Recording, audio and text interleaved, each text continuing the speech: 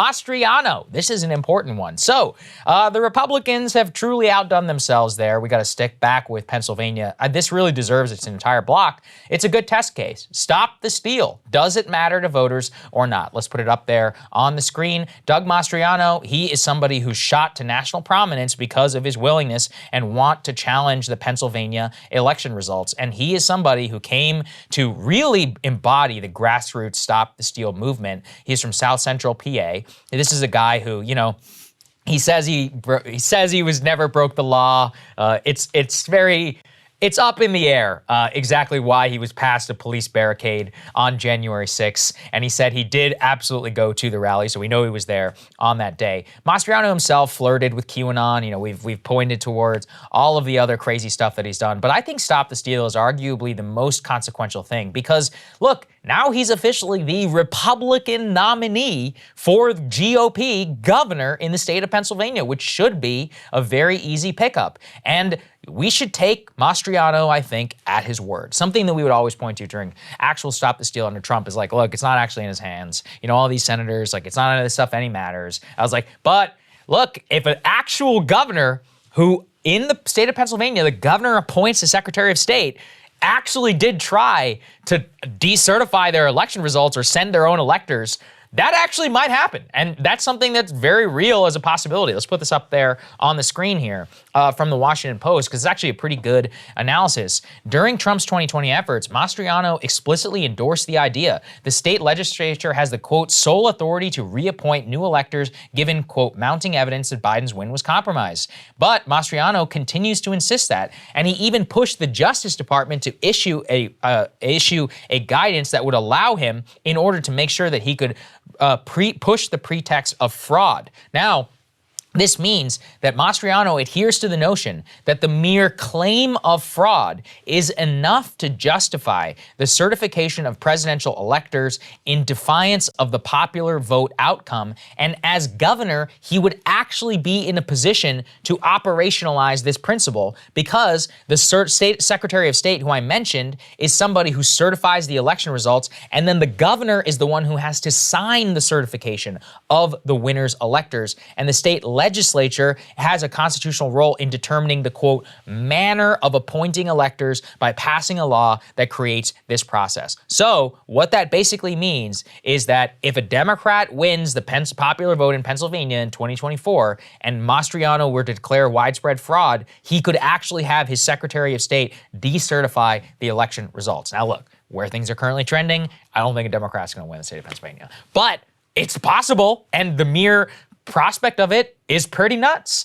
And I think that this just shows you that in a highly winnable election, inflation, you know, all the cultural tides are turning. There is so much happening on the ground. There's never been a better time to be a Republican in this country. That they would put up somebody in swing country, 50-50 Pennsylvania, who actually wanted to overturn the entire election and is asking the voters for the power to do so. So obviously, I think it's completely and totally insane. And this really just shows you the damage that Trump can do to a highly winnable race. You know, the Roy Moore thing was a good example. This is a great example, too, of the run-amok Trump phenomenon and what exactly it will wreak in these races. Now, look, I'm black-pilled enough, Krystal, to think that this guy could still win, given the national environment right now, which shows you a whole host of other problems in this country. Possible. Yeah. But I do, this is a problem for Republicans in terms of taking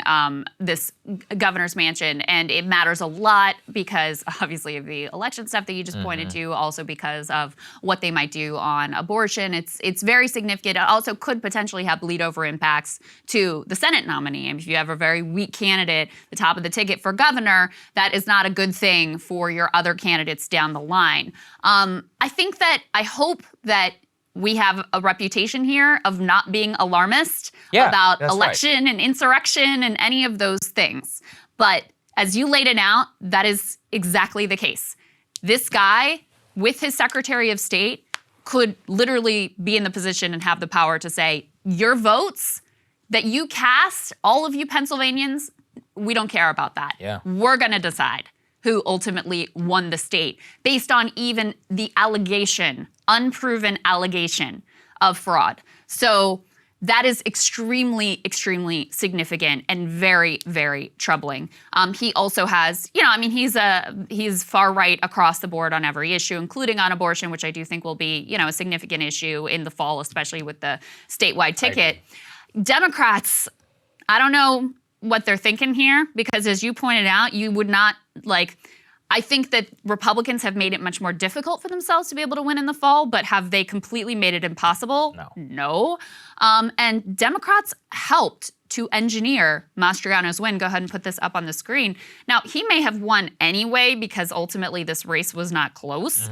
But according to Politico, Mastriano's rise can be partly attributed to Democrats. They viewed him as the easiest Republican to defeat in the general. And so the state Democratic Party sent out mailers boosting him, helping him rise above other GOP candidates, including former Representative Lou Barletta. So Democrats wanted to run against this candidate. Now, I want you to think about their rhetoric about the sort of existential stakes of people like this holding power. And yet, out of hubris, they helped to make this person closer to holding this position. How did it work out of power? With Trump?